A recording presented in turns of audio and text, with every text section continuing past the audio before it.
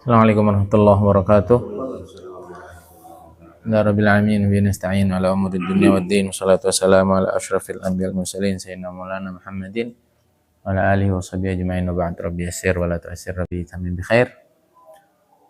Al-Fatihah. A'udzu billahi minasyaitonir rajim. Bismillahirrahmanirrahim. Iyyaka na'budu wa iyyaka nasta'in.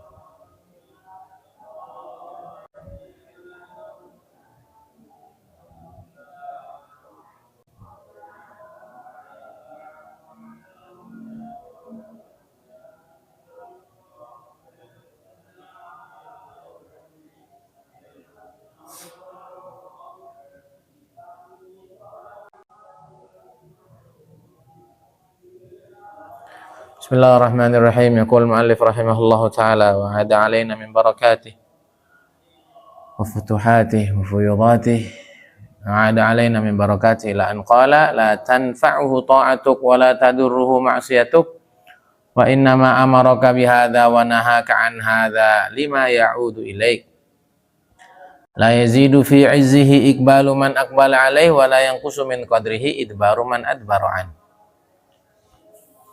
Tidak berguna taatmu, tidak bermanfaat untuk Allah taatmu kepadanya, tidak membahayakan Allah maksiatmu.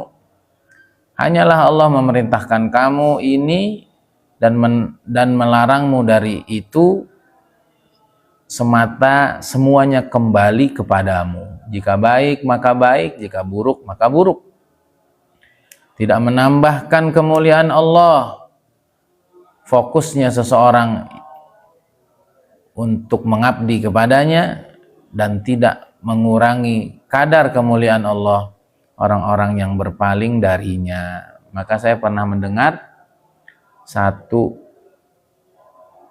ungkapan ya,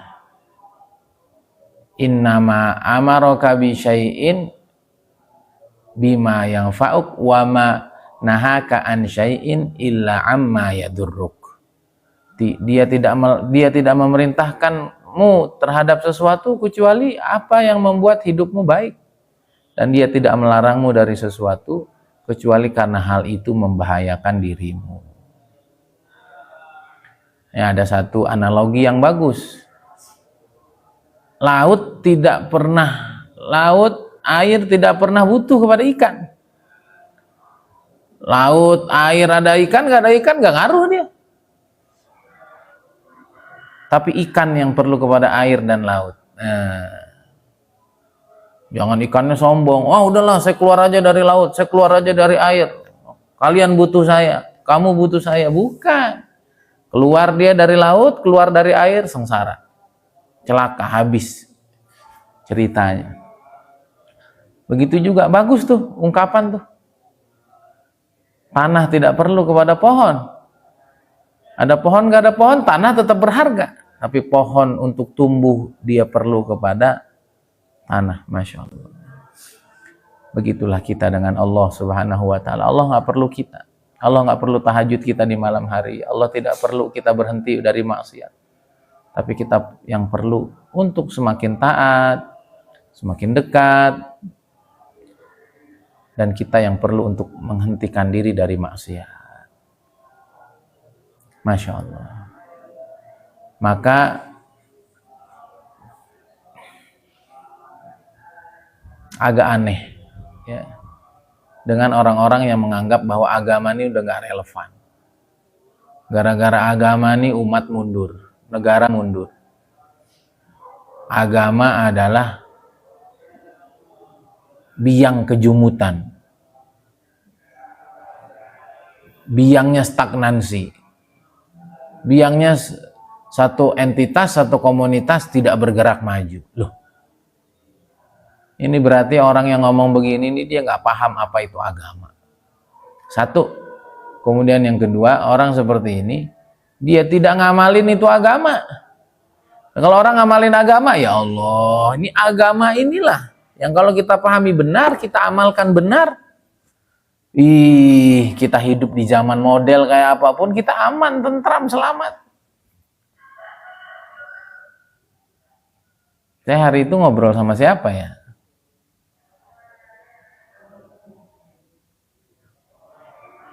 Abang Berry ya. Saya ngobrol, kok lupa ya. Oh, habis ngaji itu deh. Adek juga diingetin ya. Kemarin Hikam belum naik ya. Hikam, terus ngaji Ahad belum naik. Ada rekaman. Dinaikin.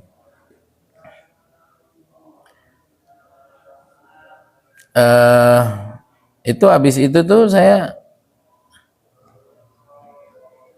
habis apa? Habis kajian hari Ahad ngobrol.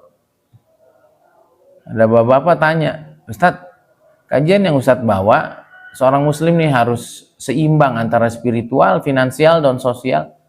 Ini kan tema ini sebenarnya sederhana Ustadz. Tapi kenapa jarang dibahas? Satu. Kemudian yang kedua, kenapa pribadi-pribadi yang seimbang ini nggak muncul di permukaan? Ada masalah apa Ustadz? Saya bilang ya karena kita hidup di zaman yang sudah didesain agar manusia seimbang ini nggak pernah hadir gitu. Maka kalau kita tidak sadar dengan segala aturan hidup yang udah dibuat oleh Barat secara khusus, dengan pola sekulerismenya itu memisahkan agama dengan urusan non agama, agama hanya ada di ruang-ruang privat, tidak boleh ada di ruang-ruang publik. Itulah yang membuat kita itu akhirnya ahli agama tidak ahli urusan-urusan umum, yang ahli urusan umum nggak ahli agama. Ya, profesional bukan spiritualis, spiritualis bukan seorang profesional. Selalu begitu. Panjang. Kenapa? Karena kondisi hari ini tidak menuntut yang demikian. Kita perlu mandiri betul, kita perlu berjuang habis-habisan, ya kepahamannya, ya mewujudkannya sebagai amal, dan seterusnya.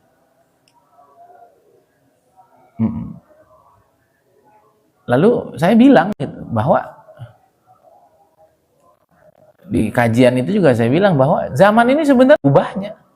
Yang berubah itu manusianya. Kan orang sering bilang gitu, wah zaman sekarang mah udah nggak sama kayak zaman dulu loh. Zaman disalahin, zaman itu kan benda mati. Padahal yang berubah itu adalah manusianya. Selagi manusianya nggak berubah, ya nggak ada apa-apa hidup ini. Mau zaman Fir'aun kayak, mau zaman Dajjal kayak, mau zaman siapa, kalau orangnya itu masih benar, ya nggak ada apa-apa. Sebaliknya, orang hidup zaman Rasulullah SAW, tapi orangnya nggak benar, ya nggak benar aja. Maka kita tidak boleh menormalisasi kerusakan di tengah zaman yang sudah merebak segala kerusakan, karena masih banyak orang-orang bersih itu, masih banyak orang-orang lurus itu yang hidupnya juga masih bersih, tidak terkena dengan fitnahnya zaman.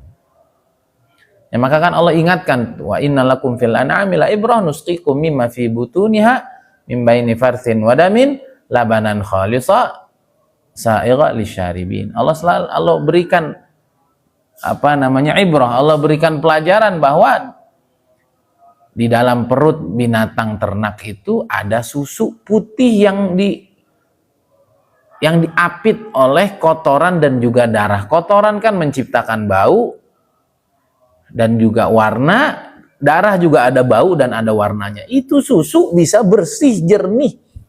Artinya kalau Allah mau jaga seseorang, dan artinya kalau orang itu mau menjaga dirinya hidup di zaman rusak seperti apapun, ya dia nggak rusak.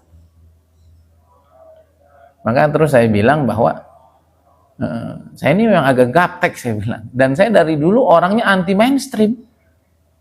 Apa? Anti mainstream. Ini harus dipertahankan ini. Bagaimana anti mainstream itu? Nggak pernah ikut-ikutan tren. Orang sekarang kan gitu, FOMO. Bahasanya apa? FOMO. Fear of missing out. Takut ketinggalan zaman. Takut nggak kayak orang lain. Takut tejiga batur. Ngapain? Orang bentar-bentar ganti handphone ikutan, ganti motor ikutan, ini ikutan, ini ikutan. Wattinu anfusakum, kata Nabi SAW, la takunu immah. Jangan ikut-ikutan, kata Nabi. Kokohkan dirimu, pegang prinsipmu. Kalau kita sudah stabil megang prinsip, nggak ada apa-apa hidup ini. Tapi enggak, orang ke kanan ikut ke kanan, kiri ikut ke kiri. In ahsanan nas ahsantu wa in asa'an nas asa'tu. Kalau orang baik saya ikut baik, kalau orang buruk saya ikut buruk, kata Nabi SAW. Enggak. In ahsanan nas ahsanna ahsantu wa in asa'an nas ahsanna. Kalau orang buat buruk, orang buat baik, aku ikut baik. Kalau orang buat buruk, aku tetap buat buruk. Kenapa? Karena kita ini hidup hakikatnya sendiri. Itu kata para ulama tuh. Ya.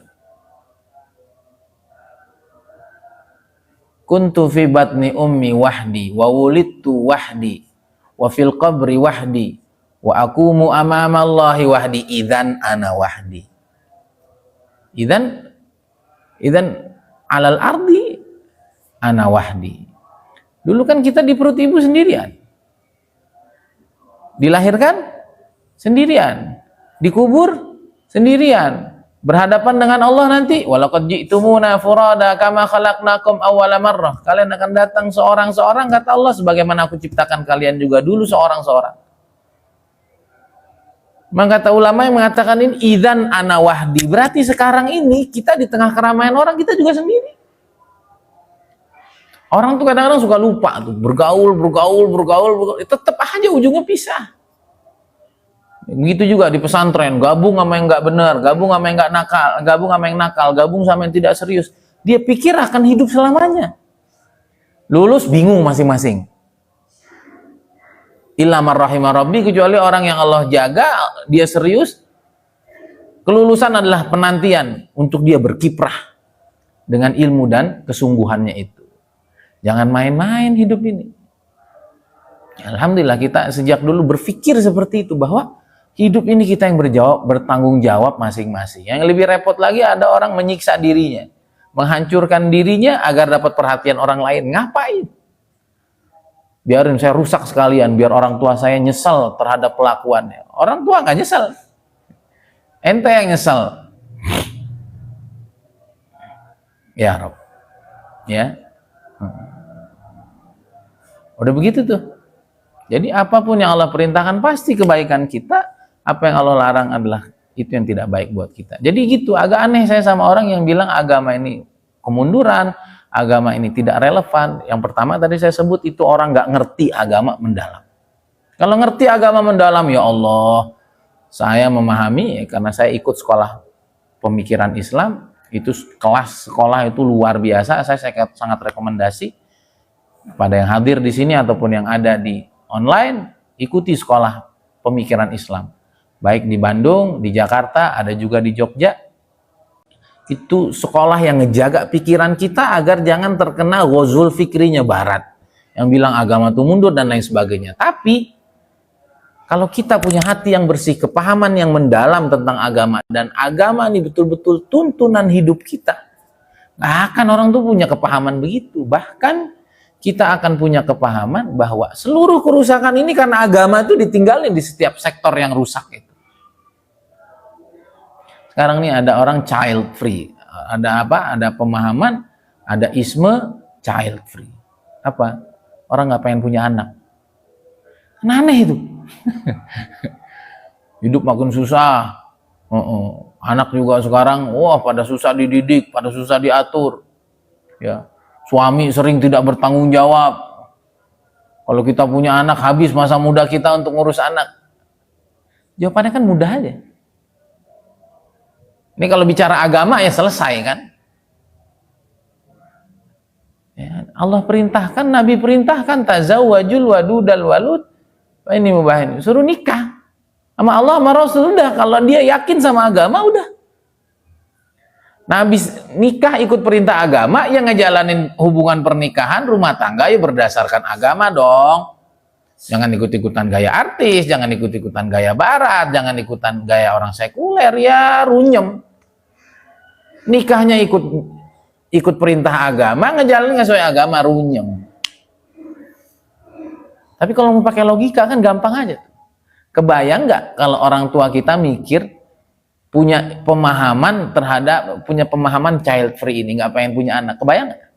Kagak lahir kita, kok egois amat hidup. Sesederhana itu gitu. Kalau orang nggak ngerti tentang agama, nggak percaya sama Allah, udahlah ngaco. Jadi jangan bangga dengan produk-produk barat itu.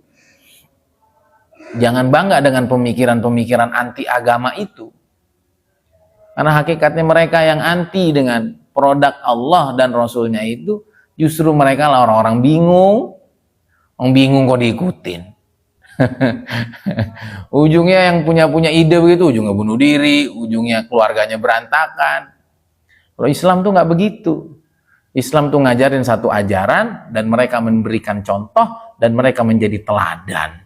Coba aja ambil tuh pikirannya ekstrim kiri yang sebelah sana, ya Muhammad nih, coba aja urutin siapa dia, siapa keluarganya, lahir di keluarga orang berantakan semua.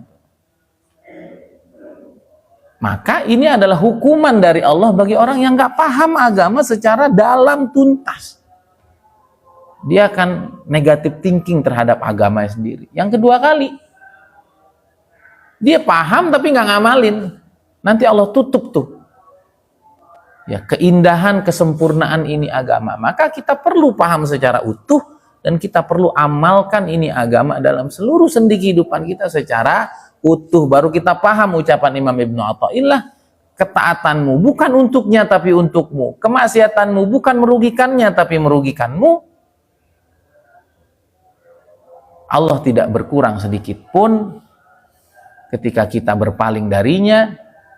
Justru kita yang rugi dan Allah tidak untung ketika kita fokus kepadanya. Justru kita yang untung saat kita berfokus kepada Allah Subhanahu wa taala. Tadi Ibnu belum dengar, ya. Jadi analoginya seperti itu. Air tidak perlu ikan, tapi ikan yang sengsara tanpa air.